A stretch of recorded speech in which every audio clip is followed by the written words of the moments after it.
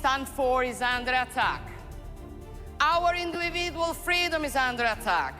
Our rights are under attack. The sovereignty of our nation is under attack. Will we surrender in front of this? No, we will not. We will fight it. We will fight it standing tall. Meloni's message reached Brussels with the force of someone who had reached her limit. I watched Italy speak with a clarity that left no room for misinterpretation.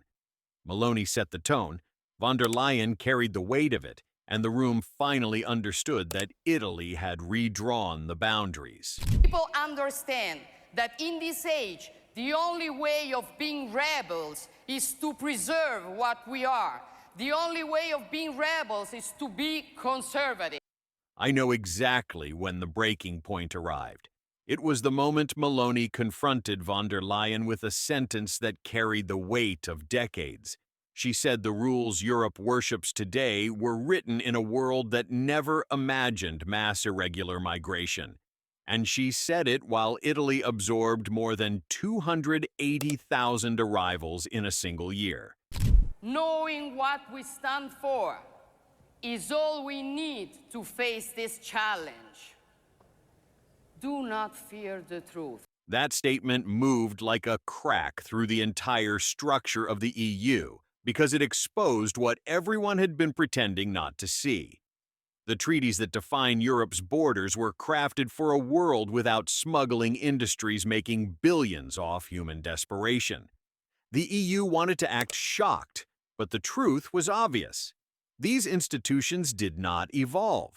They just expected frontline states to carry everything. We are fed up of a left that presumes to lecture us, even on what the right should be, what it should do, how it should behave, and even how it should define itself. The left would do better to try recovering its own identity. Behind closed doors, officials admitted the confrontation felt like a rupture, not a disagreement. A rupture. The kind of shock a system feels when someone finally calls out a lie that became too big to hide. And it happened at the exact moment when trust in the EU had already fallen below 45% in 14 member states. Brussels was sitting on a pressure cooker, pretending the lid was safe, and Italy simply lifted it. The reaction inside the room said everything. Italy is the third largest economy in the entire European Union. When Italy pushes back, the floor moves. Brussels knew it.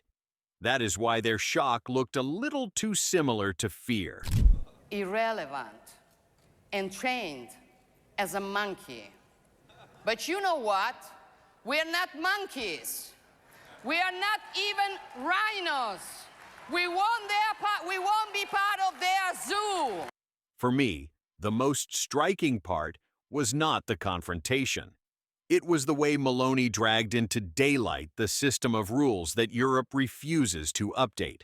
She pointed out that the UN conventions and EU asylum frameworks were crafted when human trafficking networks did not exist at the scale they operate now. Today, these networks generate up to $10 billion a year. They are organized, international, and technologically equipped. They exploit legal loopholes designed for a world that no longer exists. And EU leaders still pretend these old frameworks protect human rights. They do not. They protect nothing except the interests of criminal groups who understand the rules better than the governments enforcing them. If you want peace, prepare for war. Still, we will have time to talk about mistakes. Today is the time to be united and take a stand. And we very well know that our side is the Western world. Italy proved another point Europe hates to discuss. Under these outdated conventions, countries are forced to accept arrivals even when 90% of applicants do not meet the UN definition of a refugee. That single number destroys the entire Brussels narrative. Italy is not pushing back out of ideology. Italy is pushing back because the data exposes the collapse of an entire system.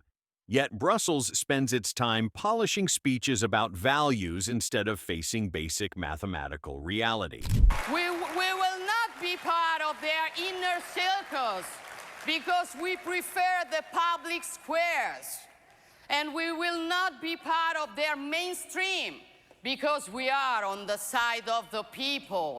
And then came the part that made my jaw tighten. The European Commission decided the solution was a mandatory solidarity mechanism, a phrase that sounds like humanitarian cooperation until you read the fine print. It threatens to freeze cohesion funds and cut agricultural subsidies for any country that dares to disagree. That is a threat tied to 392 billion euros across Europe. Call it whatever you want. The meaning is obvious. It is financial punishment disguised as unity. And when Rome pointed this out, the reaction from Brussels was pure discomfort. No one likes being caught holding a weapon they claim is a tool for peace. Exactly who we are and what we stand for. The push for a European asylum chamber only intensified the suspicion. A supranational body capable of overruling national asylum decisions. A chamber that could impose quotas without voter consent. A chamber that would tell Rome, Warsaw, Budapest, or even Berlin who must enter and who must stay. Italy saw it clearly. This was the removal of sovereignty through procedure. So Italy countered. And I felt the shift instantly. Meloni stood in front of cameras and said the quotas were unsustainable and imposed. She dropped the kind of language Brussels hates because it leaves no room for bureaucratic interpretation. Italy laid out its burden with numbers that cannot be sanitized. 70% of all Mediterranean entries land on Italian shores, not German shores, not French shores, not Belgian shores, Italian shores, not German shores, not French shores, not Belgian shores, Italian shores. And despite endless promises, the redistribution system across Europe never surpasses 3 to 4% compliance. Italy carries almost everything, Europe carries almost nothing, and Brussels still demands obedience. You in America and us in Europe and our friends on other continents, we are proud of our identities. Italy's Albania offshore processing deal became the clearest proof of defiance, a direct challenge to the Commission's authority. At first, Brussels frowned. Then they hesitated. Then they endorsed it. Watching von der Leyen praise the very idea she originally dismissed was surreal. It felt like the moment you watch a system pretend it always supported the thing it tried to stop. Rome then exposed the financial toolbox Brussels uses against countries that disagree. Cohesion funds, agricultural subsidies, banking rules, all instruments that look cooperative on paper but operate as pressure valves in practice. Italy dragged this hidden architecture into the open and shattered the illusion that the EU deals with all members equally. I heard the stories from that European Council meeting, and every version carries the same tone. Germany's chancellor stood up and tried to lecture Italy like the discussion was a classroom, and we were the students who needed discipline. That arrogance hangs in the air every time Berlin wants to force its will on the rest of the continent. But this time Meloni answered. Her retort about Italy's thousand-year identity cut through the room like a blade. It was not a slogan. It was a reminder that Italy existed long before any modern union tried to dictate its limits.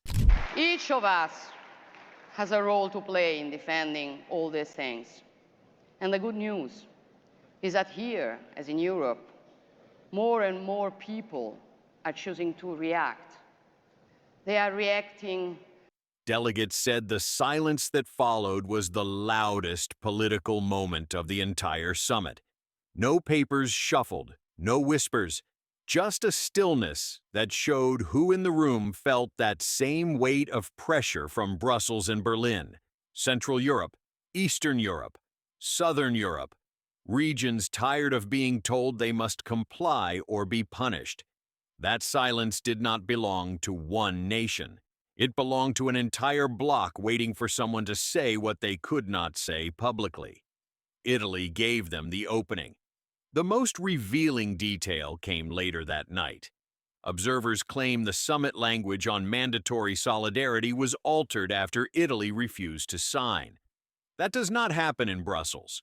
Drafts are produced by committees that expect member states to fall in line. Yet Italy held its ground, and suddenly the wording changed. No public admission, no press statement, just a quiet rewrite acknowledging that a major state pushed back with enough force to bend the narrative. They are reacting against their Chinese model, against their fake news media, against their politically correct dictatorship. Then there was France. Macron whispered agreement in private, understanding Italy's frustration with the quotas and the collapsing asylum system. But when the cameras switched on, he stepped back into Berlin's shadow. His public reversal strengthened the belief that the Franco-German axis still sits at the top of the EU hierarchy. It proved what many leaders already suspected. Sympathy inside the room means nothing if Paris refuses to risk angering Berlin. But the shockwave did not stop at the summit door. Italy's rebellion spread across Europe faster than any bureaucrat expected. Suddenly Hungary, Poland, Slovakia, the Czech Republic, and Austria were no longer speaking cautiously about reform. They were energized. They were blunt. They called for structural treaty changes. Orbán framed Meloni as the new power capable of challenging the Brussels-Berlin axis. And whether critics like it or not, he saw her as the one leader with enough weight to break a pattern that held for decades. Will not give up. The true America will not give up.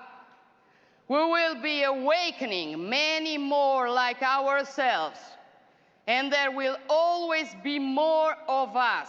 Inside the European Parliament, factions started projecting their numbers for the 2026 elections. They predicted that sovereignty-focused parties could take 40 to 45% of all seats. Not fringe forces, not temporary waves, a near half-sphere of lawmakers ready to block centralization. Analysts said it lines up with a trend that has been building for 20 years. Public support for EU authority keeps dropping while demands for national autonomy keep rising. Europe is not drifting toward federalism. Europe is drifting toward rebellion. What happened at home in Italy was even more striking. Polls after the confrontation showed up to 76% support for Meloni's stance. That level of agreement does not happen in a country as politically divided as Italy. Even labor unions, long known for attacking her government, admitted that Italy carries a disproportionate burden on migration. They did not offer praise, they offered acknowledgement. And in Italian politics, acknowledgement from a traditional adversary carries more weight than applause.